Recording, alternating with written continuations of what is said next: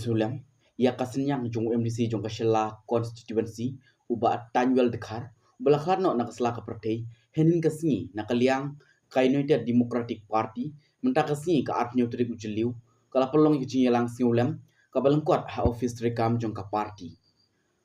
Ujer mino mautho, hakane ka jinyalang uloong, o Tanyuel Dekar, ola rung ka party UDP, nadu usnam arhajar lai, bar husnam arhajar saw, Ulaile ega MDC election nakashala constituency bodla job hadu sausin haka MDC election badulane haka ne ka party hadu ka singi ka jingklat ka jungu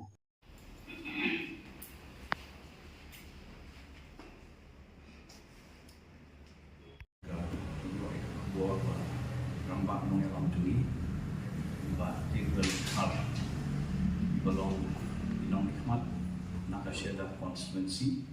Syakar Kasih Hills Autonomous District Council riway naki nongyalang ba ramba berapa jong ke parti kejongi London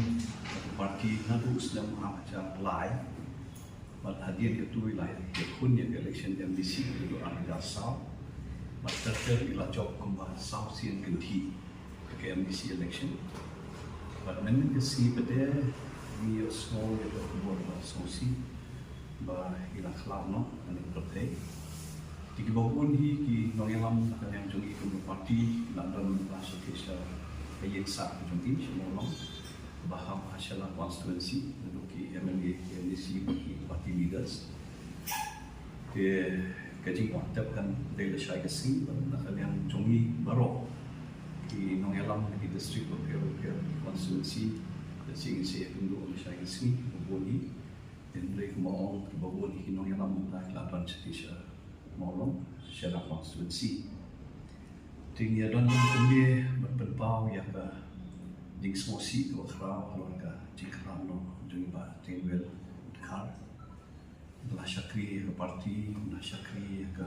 constituency ke jadunrio bon kisnem ke bat ikemau ha iba Tanyuel Dekar ilong brio ba scam ha kan obrin beri bedon ke principle but ibane sa bet ke parti nadu ba